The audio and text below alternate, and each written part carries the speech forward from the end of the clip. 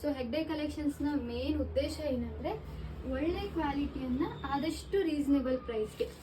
So ತುಂಬ ಅಂದರೆ ಇವಾಗ ಜಾಸ್ತಿ ಪ್ರಾಫಿಟ್ ಮಾರ್ಜಿನ್ ಇಟ್ಕೊಂಡು ಸೇಲ್ ಮಾಡೋ ಉದ್ದೇಶ ನಮ್ದು ಆಗಿರಲ್ಲ. ಸೊ ನಮ್ದು ಏನಂದರೆ ಮೇನು ಕಸ್ಟಮರ್ಗೆ ಸ್ಯಾಟಿಸ್ಫ್ಯಾಕ್ಷನ್ ಆಗಬೇಕು, ನಮ್ಮ ಕ್ವಾಲಿಟಿ ಅವ್ರು ಇಷ್ಟಪಡಬೇಕು, ಹಾಗೂ ಎಲ್ಲರೂ ಪರ್ಚೇಸ್ ಮಾಡೋ ರೇಟಲ್ಲಿ ಇರಬೇಕು. ಅದು ಎಲ್ಲಾನು ಅಫೋರ್ಡಬಲ್ ಅಂಡ್ ರೀಸನೇಬಲ್ ಪ್ರೈಸಿಗೆ ಇದೆ. ಅಂಡ್ ಕಲೆಕ್ಷನ್ಸ್ ಅಂತೂ ಹೇಳೋದೇ ಬೇಡ. ಹೌದು. ಮತ್ತೆ ಇನ್ನೊಂದೇನಂದ್ರೆ ಇವಾಗ ನಾವು ಹೆಗ್ಡೆ ಕಲೆಕ್ಷನ್ಸ್ ಇಂದ ಸೊ ಬಂದಿರೋ ಪ್ರಾಫಿಟ್ ಅಲ್ಲಿ ಒಂದು 5% ಅನ್ನ ಯಾವುದೋ ಒಂದು ಬಡ ಮಕ್ಕಳಿಗೆ ನಾವು ಅವ್ರ ಎಜುಕೇಶನ್ಗೆ ಹೆಲ್ಪ್ ಮಾಡೋದು, ಆ ತರ ನಾವು ಮಾಡ್ತಾ ನೈಸ್ ಇನಿಷಿಯೇಟಿವ್. ಹೌದು. ಅಂದ್ರೆ ಇವಾಗ ಯಾರೋ 2-3 ಜನ ಮಕ್ಳು ಇರ್ತಾರೆ, ಸೊ ಅವರಿಗೆ ಎಜುಕೇಶನ್ಗೆ ಬುಕ್ಸ್ ತಂದ್ಕೊಡೋದು, ಇಲ್ಲ ಅವರಿಗೆ ಏನೋ ಒಂದು ಆಕ್ಸೆಸರೀಸ್ ಏನೋ ಬೇಕಾಗಿರುತ್ತೆ, ಸೊ ಅದನ್ನ ಪ್ರೊವೈಡ್ ಮಾಡೋದು, ಇದನ್ನ ನಮ್ಮ ಹೆಗ್ಡೆ ಕಲೆಕ್ಷನ್ಸ್ ಅಲ್ಲಿ ತುಂಬಾ ದಿನದಿಂದ ಮಾಡ್ತಾ ಬಂದಿದ್ದೀವಿ.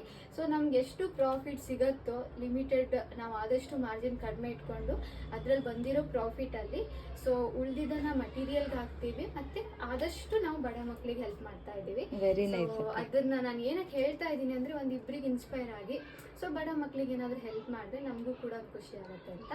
So thank you so much Prarthana, visit ಮಾಡಿದ್ದಕ್ಕೆ. ಥ್ಯಾಂಕ್ ಯು ಸೋ ಮಚ್ ಅಕ್ಕ, ತುಂಬಾ ಚೆನ್ನಾಗಿತ್ತು ನನ್ನ ಎಕ್ಸ್ಪೀರಿಯನ್ಸ್. ಎಲ್ಲರೂ ಬನ್ನಿ, ಎಲ್ಲರೂ ಸಪೋರ್ಟ್ ಮಾಡಿ ಅಕ್ಕಂಗೆ. Thank you. Thank you. Bye bye.